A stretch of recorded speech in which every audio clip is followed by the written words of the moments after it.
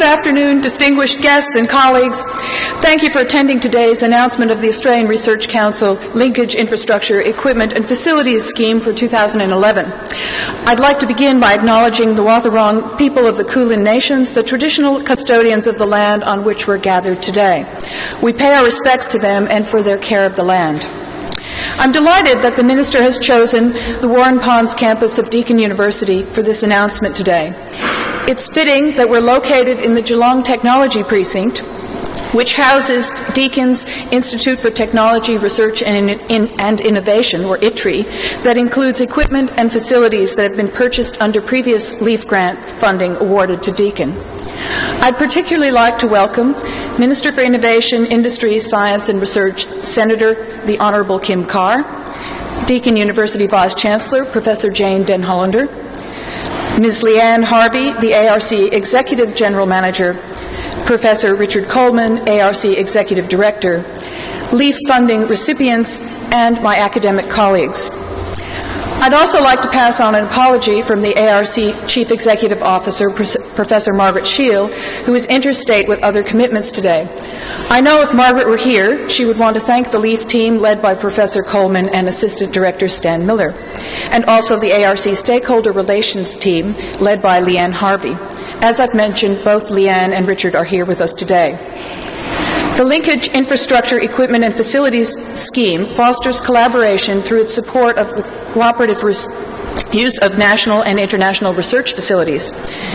The LIEF scheme provides funding for large-scale cooperative initiatives so that expensive infrastructure, equipment, and facilities can be shared by researchers in partnered organizations. Deakin University recognizes the importance of this funding, and after today's announcement, we are delighted that the Minister will tour the building to see firsthand how this sort of funding is used and its importance to progressing research in Australia. The GTP, this building, is home to a large range of equipment supporting our researchers, including an advanced microscopy suite facilitating nano-characterization of novel metals, fibers, and composites, and this includes 2 recently purchased LIEF-awarded electron microscopes. We also have a lot of heavy-duty machines that simulate metal deformation and casting that help us better understand and improve manufacturing processes. Such equipment allows the investigation of both the fundamental properties of materials as well as relevant applied assessment of these new materials. We're privileged to have the Minister for Innovation, Industry, Science and Research, Senator Carr, here today. So without further ado, I'd like to welcome the Minister to formally announce the outcomes of the ARC LIEF scheme for funding commencing in 2011. Thank you. Professor, thank you very much. And Vice-Chancellor, it's great to be back here at Deakin, and it's been a matter of some pleasure to me to watch the development of this university, to watch the way in which we're winning increasing amounts of grants because of the quality of the work that's undertaken here. So I'd like to pay particular acknowledgement to the very fine researchers that you have here at the centre. And it just reflects the strength of Deakin throughout this community. It's very, very good. I've just been down to the CSIRO, the laboratories, and I know that that relationship is going to grow. It's the opportunities are going to grow. It's a great pleasure, though, particularly to be able to announce today the 78 grants for the major research infrastructure. All of us that are engaged in the scientific endeavour, in all our different capacities, understand one thing: it's a very hard slog. And it's much, much harder when you're trying to lumber through your tasks with second-rate tools. And we want to do something about that. But let me relate some experiences of others in this regard. And today I'd like to refer to Charles Babbage, a man of the 18th century, a man acknowledged to be the father of the computer, a man born in 1791, the very the early days of the Industrial Revolution, at a time when scientific calculations and scientific tables were done manually. It was Babbage that said that those calculations he described as the lowest occupations of the human intellect. He had a very healthy regard for his own intellect. Those of you know anything about him and you'll appreciate what I meant. And he didn't want to waste it. So in the 1820s, he set about developing plans for a calculating machine. And the project took over a decade. And his big problem was he never ever learnt the art of collaboration. And he lived to regret his numerous quarrels with investors, with research partners and the Royal Society. I might also add numerous British governments. But Burbridge is a very determined man. And by 1833 had produced the first plans for a device, what he called an analytical engine. It's said to be the first computer. It was capable of carrying out complex mathematical operations on command. It could, he argued, spare scientists a great deal of time and frustration.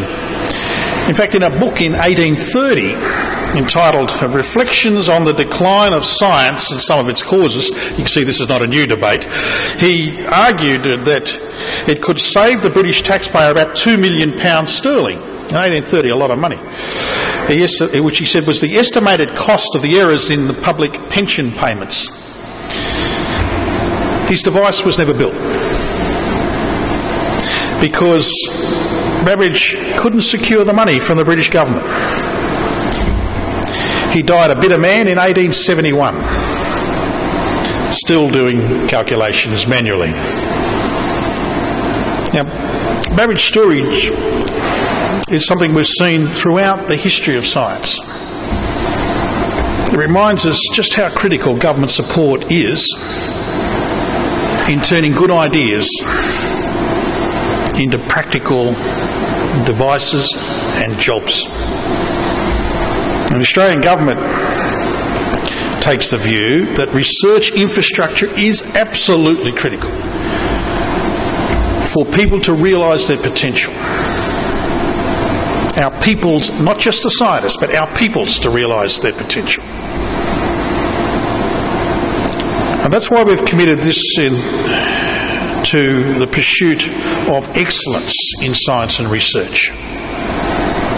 Because we take the view that our scientists, our researchers, need the very best tools that this country can afford.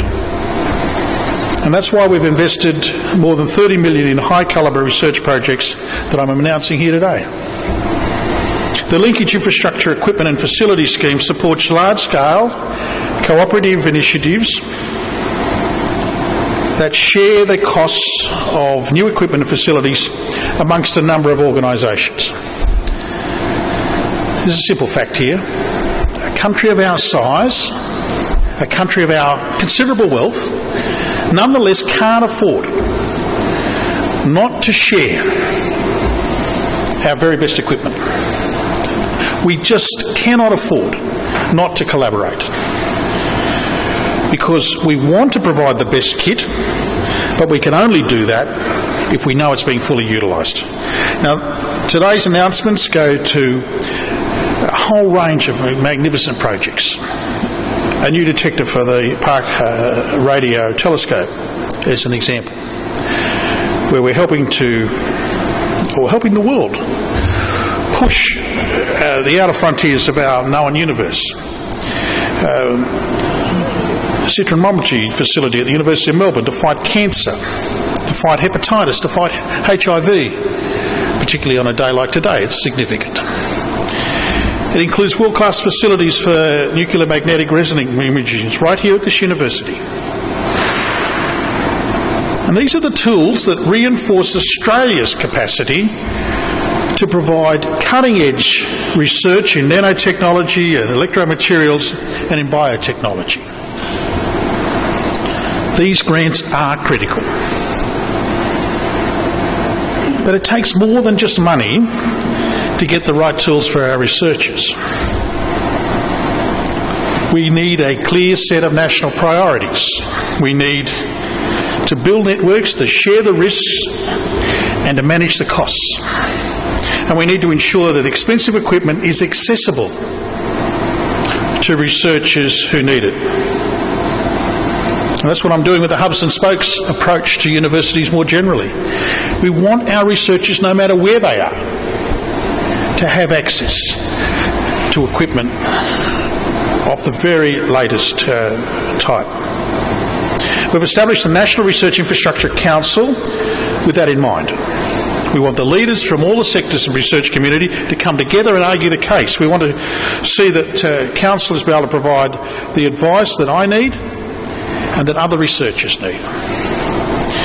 And next year we'll build on the council's work to develop a strategy that takes us beyond the immediate through 5 or 10 year time periods. The new research infrastructure roadmap will be developed, which will help us identify what are the emerging needs and what are the new areas of research that we need to look to. And I do genuinely urge you all to contribute to that work. Because frankly, no researcher wants to end up like Charles Babbage.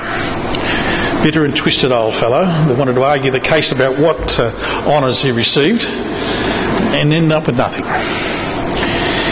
No minister wants to see the potential of our great talents go to waste.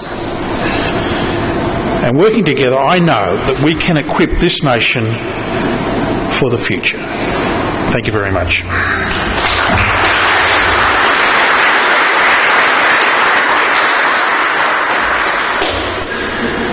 Thank you, Minister Carr.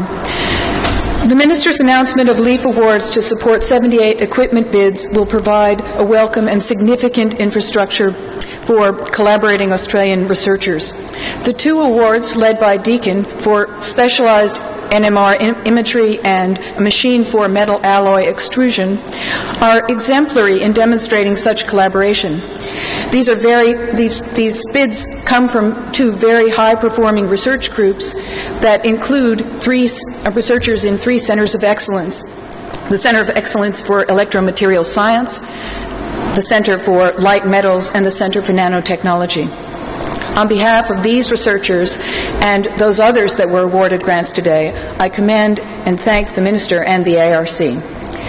That concludes our formalities for today, and I'd like to invite you all to share morning or afternoon tea with us. Thank you.